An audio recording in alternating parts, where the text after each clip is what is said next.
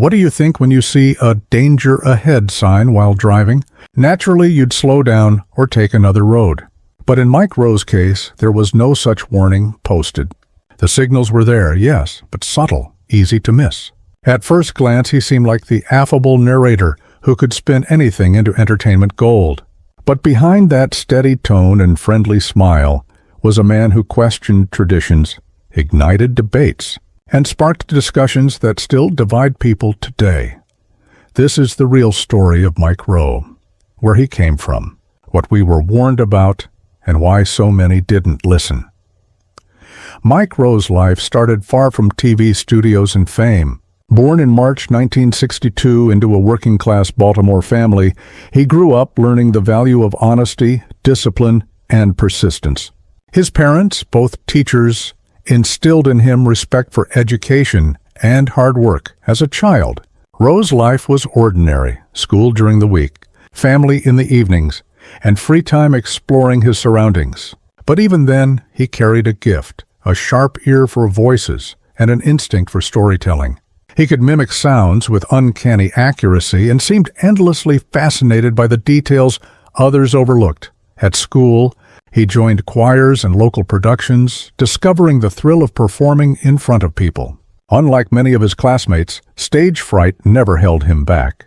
Though he hadn't yet dreamed of television stardom, the stage was quietly preparing him for it. When Rowe enrolled at Towson University, he chose communications as his major, a natural fit for his love of narration and performance. Alongside his studies, he trained his voice with discipline, eventually entering the Opera Institute in Washington, D.C. He even performed with the Baltimore Opera, taking the craft of vocal work seriously. To Mike, the voice wasn't just sound. It was an instrument capable of shaping and carrying stories. Still, his path was uncertain. He dabbled in commercials, voiceovers, and odd jobs that let him experiment with performance while earning a living. For years, he was the unseen man behind the microphone, present but anonymous. Rowe's big break came in an unexpected place: QVC, the shopping network. He auditioned on a dare and, to his surprise, got the job. It should have been dull, late-night sales pitches about blenders, jewelry, and gadgets. But Rowe transformed it into something else entirely. He injected humor, sarcasm, and wit into live broadcasts, turning 20 minutes on a pencil sharpener into must-watch TV. Viewers tuned in not just to see the products, but to laugh with him. It wasn't glamorous, but QVC became his training ground. He learned how to improvise, how to connect with ordinary people, and most importantly, how to speak naturally under the pressure of live cameras. By the late 1990s, Rowe had left QVC and was moving into new territory. His voice, calm, trustworthy, and commanding, soon became one of the most recognizable on television. He narrated programs like The Most on the History Channel and Discovery's Deadliest Catch. Unlike other narrators, Rowe's style made viewers feel like he was talking directly to them. By the early 2000s, his voice was famous, even if his face wasn't. But Rowe didn't want to stay invisible. He wanted to step in front of the camera and be part of the story.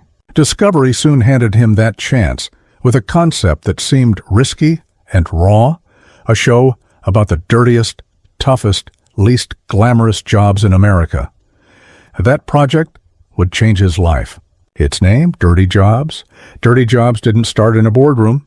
It began almost by accident. While filming a local segment, Rowe visited a sheep farmer named Gene. What was supposed to be a simple agricultural story turned chaotic when Mike was asked to help castrate lambs. It was messy, shocking, and anything but scripted. But it was real, and that raw honesty lit a spark. Producer Mary Sullivan saw potential in that moment. What if television showed real people doing the unglamorous, unseen work that kept the country running?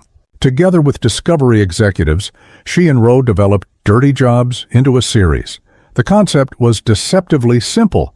No scripts, no rehearsals, no staged setups. Just Mike stepping into the shoes of everyday workers, sewer inspectors, coal miners, garbage collectors, and more. The mission wasn't to mock these jobs, but to highlight their importance and the dignity of those who did them. Rowe treated every worker with respect. He laughed with them, struggled beside them, and showed the world that their work mattered. This authenticity made Dirty Jobs a cultural phenomenon. Each episode educated as much as it entertained.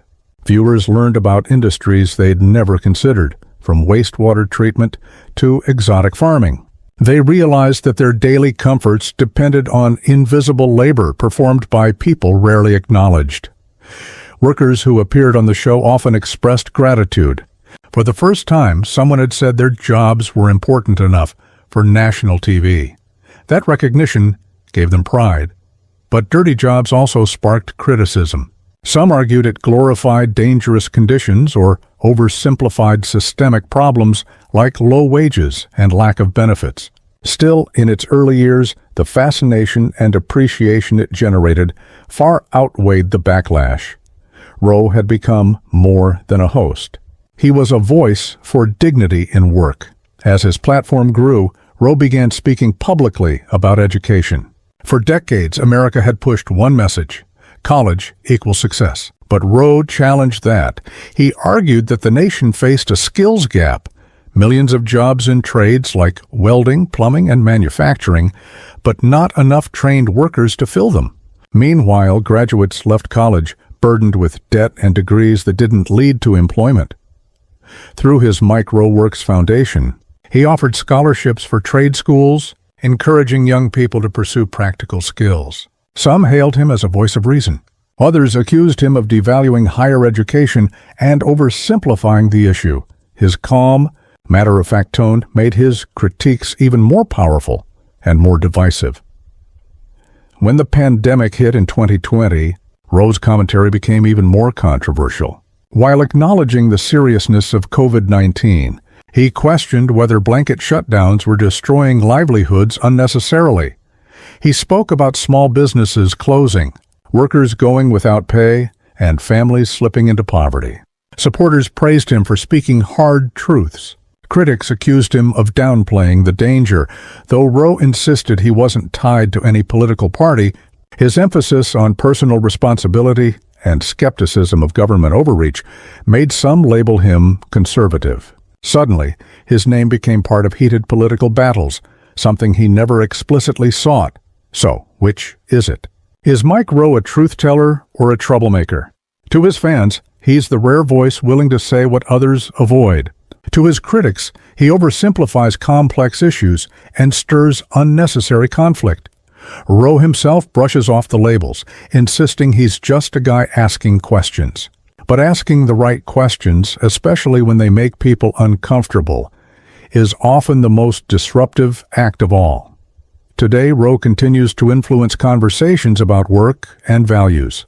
His podcast, The Way I Heard It, remains popular, offering bite-sized stories about history and culture.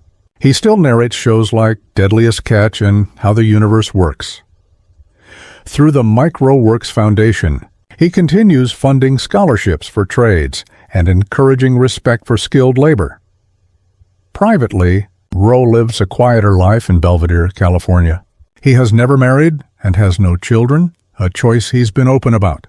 He remains close to his parents, especially his witty mother, Peggy Rowe, who has become a minor celebrity through her humorous writing. Mike Rowe is not splashed across tabloids, nor does he chase celebrity headlines. Instead, his legacy is built on consistency, a voice that continues to challenge, provoke, and inspire. Was he a truth-teller or a troublemaker? The answer depends on who you ask.